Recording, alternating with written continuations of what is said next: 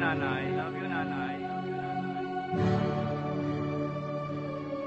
Pinagsisisihan lahat ng aking kasalanan. Kung di mararanasan, di pa mauunawaan. Ngayon natagpuan ko ang sagot sa katanungan. Mula ng bata pa, laman na ng aking isipan ang bawat payo sa tuwing ako'y pagsasabihan. Hindi pinapansin kahit alam na kabutihan. Nagsakripisyo, ginawa lahat ng paraan upang mabigyan lang ng magandang kinabukasan. Halos gumapang sa hirap na nararanasan. Hirap na kahit minsan di man lang nasuklian. Siyam na buwan mong iningatan, sa iyong sinapupunan nang mailuwal kahit lamok di marapuan. Sagana sa lahat, damit magandang laruan. Ngunit nang lumaki kung sumagot harap-harapan at sumabit na nga ang puntong pagbibinata, na tila hudyat sa paggawa ng masama. Nag-umpisa ang lahat ng sinubukang magkasyota. Sinanay kong utusan, di naig pa ang alila.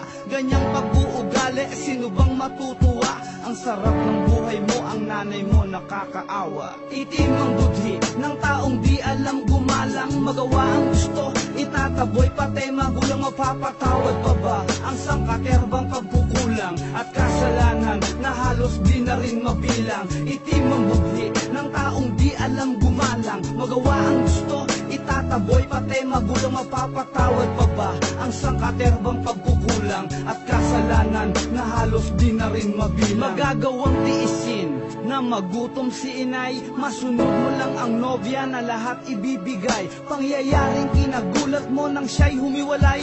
Mundo mo'y parang sasabog, halos magpakamatay. Naisipang tikman ang shabu at marijuana. Tuwang-tuwa naman mga demonyo mong barkada. Si inay di makatulog, magdamag nag-alala. Uuwi ka ng umaga, hihingi ka lang ng pera. Pag di ka nabigyan, sa galit halos magwala ka. At sasabihin pa sa iyong ina na walang kwenta. Ang matindi pa tol, talagang walang konsensya. Halos harap-harapan kung murahin ng ina. Nang ikaw ay lumayo, ang iyong ina ay yumuko. Yakap ang larawan mo't luha ay tumutulo. Ngunit may bagay na lingid sa iyong kaisipan.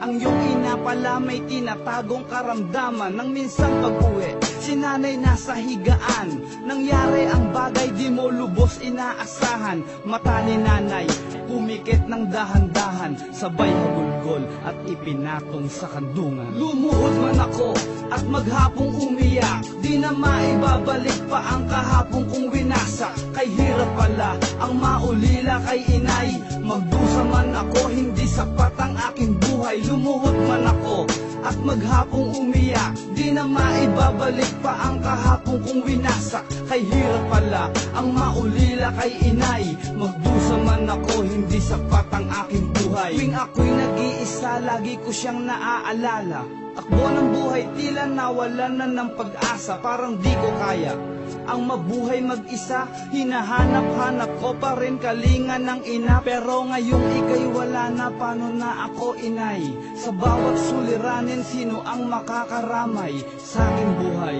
Sino pa ang gagabay? At kailan muling madarama ang yakap mo inay? Sa bawat oras, si nanay ang laman ng aking isip. Pagsapit ng gabi, siya ang laman ng panaginip. Patawarin ako inay sa aking pagkukulang. Ang aking kasalanan, paano ba pagdurusahan ang bigat sa dibdib?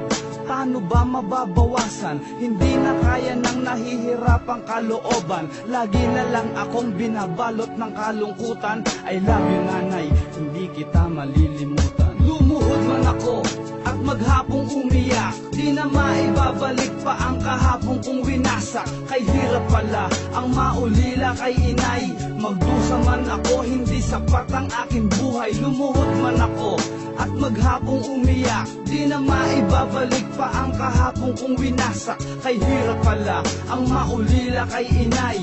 Magdusa man ako, hindi sapat ang aking buhay.